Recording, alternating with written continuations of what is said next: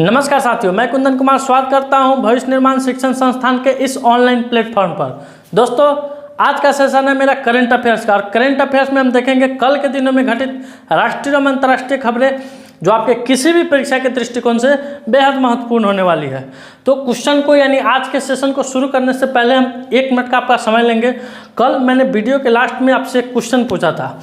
क्या था क्वेश्चन कि भारत का कौन सा राज्य एलपीजी युक्त और धुआं मुक्त युक्त और धुआं मुक्त राज्य बना है? तो आपके स्क्रीन पर 4 ऑप्शन देख रहे होंगे, हिमाचल प्रदेश, बिहार, मध्य प्रदेश और गोवा। तो इसका उत्तर होगा दोस्तों हिमाचल प्रदेश। कौन सा होगा? हिमाचल प्रदेश उत्तर होगा। अब बढ़ते हैं अगले क्वेश्चन की तरफ। विश्व समुद्री दिवस कब मनाया जाता है, यानी वर्ल्ड सी डे कब मनाया जाता है? तो यह 24 सितंबर को IMO के द्वारा मनाया जाता है। 24 सितंबर को IMO के द्वारा मनाया जाता है। कब से इसको मनाया जा रहा है? तो 1978 ईस्वी से मनाया जा रहा है। कब से मनाया जा रहा है दोस्तों? तो 1978 ईस्वी से मनाया जा रहा है। समुद्र की महत्ता को बताने के लिए समुद्र में जितने भी जलीय जीव जंतु रहते हैं उन सभी के बारे में लोग जागरूक करने के लिए हर एक साल हम लोग अंतर्राष्ट्रीय यानी विश्व समुद्री दिवस के रूप में मनाते हैं। अब जान लेते हैं थोड़ा दोस्तों कि राष्ट्रीय समुद्री दिवस यानी हम लोग भारत में राष्ट्रीय समुद्री दिवस कब मनाते हैं। चूँकि ये बैक का क्वेश्चन है, फिर भी ये क्वेश्चन आया तो सोचें उसके साथ राष्ट्रीय भी दे देते हैं। राष्ट्रीय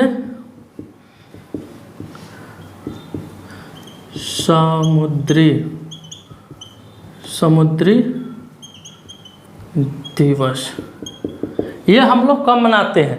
तो दोस्तों ये हम लोग 5 अप्रैल को मनाते हैं। कब मनाते हैं?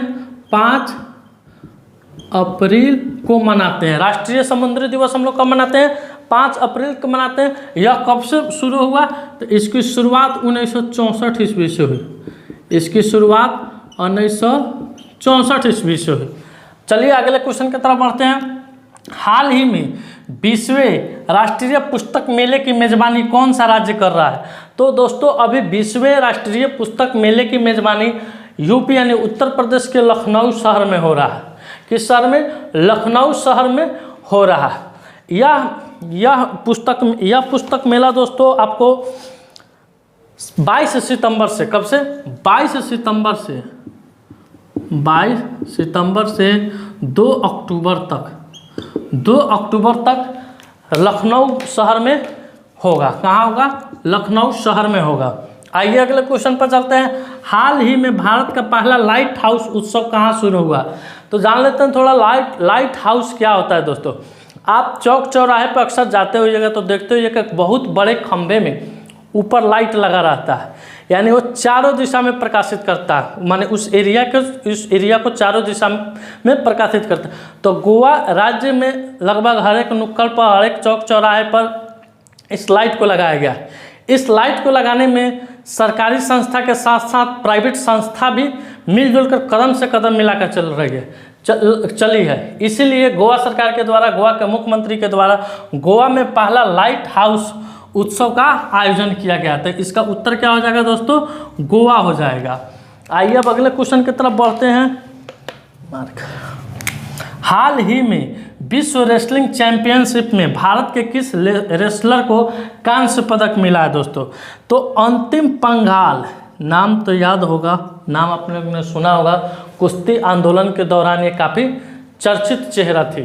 ये अंतिम पंघाल, इन्होंने सर्बिया में आयोजित विश्व रेसलिंग चैंपियन में कांस्य पदक जीतने के साथ ही पेरिस ओलंपिक के लिए यह क्वालिफाई कर गई है। पेरिस ओलंपिक के लिए क्या कर गई है? क्वालिफाई कर गई है।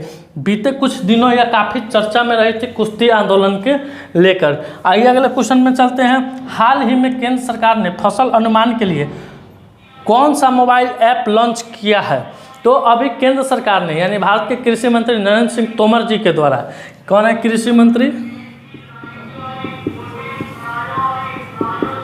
कृषि मंत्री नरेंद्र सिंह तोमर। कौन है दोस्तों? नरेंद्र सिंह तोमर। किस राज्य से आते हैं? मध्य प्रदेश, यानी यह MP से सांसद है। एमपी से सांसद है, बीजेपी के कोटे से आते। इन्होंने अभिनव एप्लीकेशन की शुरुआत की है। इस एप्लीकेशन के माध्यम से आप फसल संबंधित जितनी भी जानकारी लेना चाह रहे हैं, इस एप्लीकेशन के माध्यम से आपको हर एक भाषा में उपलब्ध हो जाएगी। जैसे आपके फसल में कोई कीड़ा लग गया, आपको तो उसकी जानकारी है नहीं, तो आप उसका फ़ोटो लेके क्लिक लेके इस एप्लीकेशन पर डालेंगे तो उसके द्वारा इसका जवाब दिया जाएगा कि आपके पौधे में कौन सा बीमारी है और इसके उपचार के लिए कौन कौन सी दवा का इस्तेमाल किया जाएगा। तो इस एप्लीकेशन के माध्यम से हमको इस चीज़ के बारे में जानकारी मिलेगी। दोस्तों आप इसका स्क्रीनशॉट ले सकते हैं। आइए दोस्तों अगले क्वेश्चन पर चलते हैं। हाल ही में भारत का सर्वश्रेष्ठ पर्यटन गाँव 2023 किसे चुना गया है? तो यह विश्वनाथ घाट को किसे चुना गया है दोस्तों? विश्वनाथ घाट, जो कि विश्वनाथ गांव के भी नाम से जाना जाता है। असम का यह एक गांव है जो कि काशी यानी काशी विश्वनाथ मंदिर है ना, उसी के नाम पर इसको रखा गया है। तो इसे 2023 का सर्वश्रेष्ठ पर्यटन गांव के रूप में इसे चुना गया है। आइए अगले क्वेश्चन पर चलते हैं दोस्तों। प्रधानमंत्री मोदी 24 सितंबर को कितने वंदे भारत एक्सप्रेस ट्रेनों का उद्घाटन करेंगे? तो प्रधानमंत्री नरेंद्र मोदी के द्वारा 24 सितंबर को कुल 9 वंदे भारत एक्सप्रेस ट्रेनों का शिलान्यास किया जा रहा है। दोस्तों इसमें से कुछ प्रमुख ट्रेन है। जैसे हम लोग बिहार से आते हैं तो जान लेते हैं, बिहार से हावड़ा के लिए भी वंदे भारत ट्रेन का उद्घाटन किया गया है। और पिछले चरण में बिहार से आपको रांची के लिए वंदे भारत ट्रेन का उद्घाटन किया गया और रांची से भी हावड़ा के लिए वंदे भारत ट्रेन का उद्घाटन इस सीजन में किया गया है। तो पटना से हावड़ा के लिए वंदे भारत ट्रेन का उद्घाटन किया गया है। कब? 24 सितंबर को प्रधानमंत्री नरेंद्र मोदी जी के द्वारा। आइए अगले क्वेश्चन पर चलते हैं। हाल ही में पूर्वोत्तर राज्य के किस पशु को खाद्य पशु का टैग मिला है? तो पूर्वोत्तर राज्य का एक मिथुन पशु है जिसका नाम मिथुन है। माने बहुत भैंसा की तरह रहता है, एकदम मोटा रहता है। उसका नाम वहाँ के लोकल भाषा में उसे मिथुन कहा जाता है। तो उसे पूर्वोत्तर राज्य के खाद्य पशु का टैग मिला है। यानी पूर्वोत्तर के राज्य उसको खा सकते हैं। किस राज्य में? अरुणाचल प्रदेश और नागालैंड। अरुणाचल प्रदेश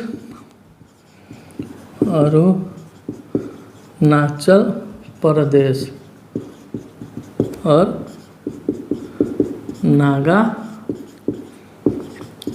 नागालैंड।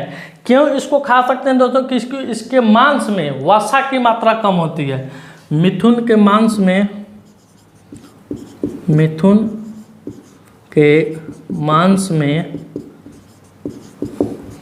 वसा की मात्रा कम होती है।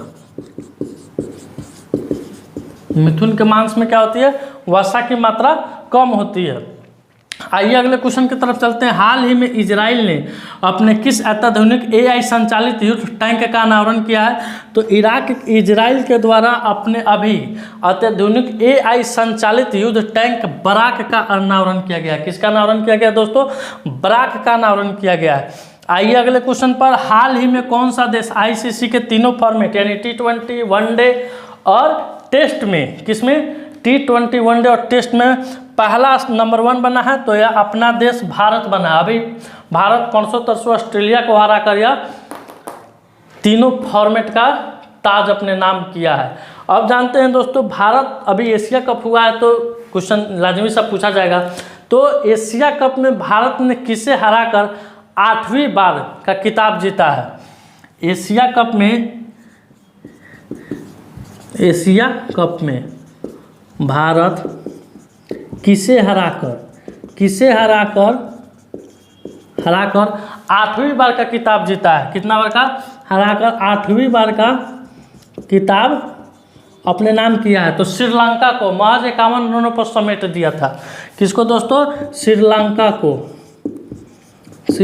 को कितने रन पर समेट दिया? 51 रन पर समेट दिया था। दोस्तों आप इसका स्क्रीनशॉट ले सकते हैं। दोस्तों आज का सवाल है मेरा कि प्रो कबड्डी लीग का 8वां सीजन किसने जीता है? 1 नंबर में दबंग दिल्ली, 2 नंबर में पटना पायरेट्स, 3 नंबर में जयपुर और 4 नंबर है नॉन ऑफ दी। इसका उत्तर आपको कमेंट सेक्शन में जाकर देना है। दोस्तों सेशन मेरा आज का समाप्त हो रहा है।